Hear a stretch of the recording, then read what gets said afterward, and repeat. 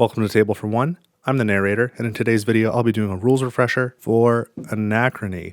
And in this video, I'm going to go over Neutronide Buildings, which is a module from the Future Imperfect expansion. Let's get rolling.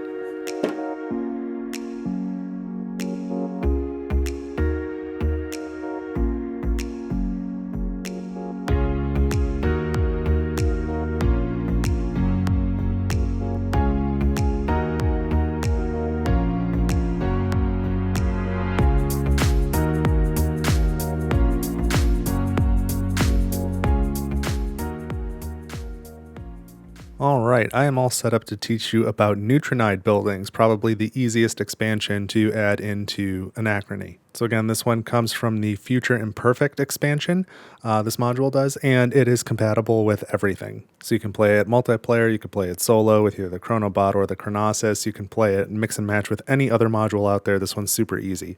So it's just this pack of 4 new buildings, one of each building type, and they've got a little lightning bolt symbol there just to symbolize that these are the Neutronide expansion pieces. But thematically, these pieces represent the use of a ion of neutronium, which is so important to this game and the time travel mechanism. So there's an ion of it called neutronide, and when the different paths use it, the effect of anything that has neutronide gets stronger based off the number of power plants you have. So we'll go through these 4 tiles in just a minute, but if you want to use these, all you have to do is during setup, just take each of these 4 and put them in the regular stacks and shuffle them together, and then they're in there, and then they're in the game. And so basically, my plan is just to shuffle these in and then leave them shuffled in all the time. There's no reason to take them out. So it's just a fun little thing to have. So let's start with the power plant.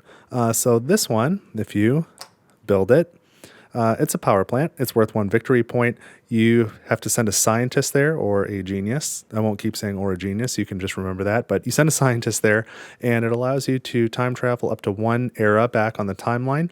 And you then gain 1 victory point for every power plant that you have, including this one, because this is a power plant. So if that's all you had, you time travel once, you get 1 victory point at the same time. This would get you 2 victory points. And if your board looked like this, you send a scientist here, travel back 1 era, get 3 victory points because you have 3 of these power plants. So that's nice to have and not terribly complicated. So that is that effect. The next one is this factory. So again, you can build this factory. It's worth 1 victory point. You send an engineer here, and you have to spend 1 water. When you retrieve them during the cleanup phase, they come back motivated, so that's nice.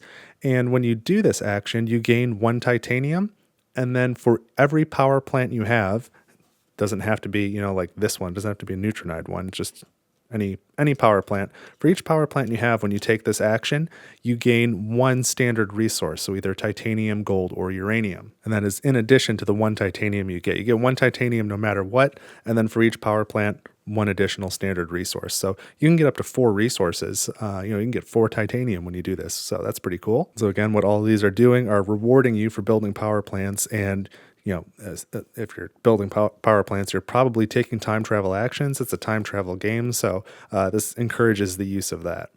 The next is going to be this life support building number 319. All these buildings are 19 in their series, so 119, 219, 319, and 419. So this is the life support one. Again, 1 victory point. You have to send an administrator here, but similar to the factory, during the cleanup phase, that administrator will come back motivated, so that's always nice to have. And when you take this action, you gain 2 water, and then you gain an additional 2 water for every power plant that you have. So, if you've got 3 of those, then you're getting 8 water for sending your admin there, which is pretty great. So if you're building power plants, that scales very nicely. And the last one is going to be this lab, and this is maybe the most interesting of all. This one, you definitely want to build later in the game if possible, because this is a one-time effect, so you can never send a worker here. It's worth 3 victory points, and at the time you build it, for every power plant you have, you can take 1 of the capital actions. So capital actions, again, are research, recruit, and construct. So for every power plant you have, you can take 1 of those, and you don't have to place a worker out there or use an exosuit. So you do have to, because you're just building this and you're not placing a worker there, you do have to pay full cost for whatever it is you're doing. So if you're constructing, for example, it doesn't matter how you built this, like you're not getting the 1 titanium discount for each extra construct action you take. But yeah, when you build it, say you've got 3 power plants, and then you purchase this, you pay the cost, you build it, and now you take 3 of these capital actions, and you can take the same one more than once. If you've got this set up, you can take 1 capital action 3 times. So maybe you really need to research and you just do a breakthrough and a breakthrough and a breakthrough. Or, maybe you need a little bit of everything. So you do, a breakthrough and you recruit somebody and then you build something else.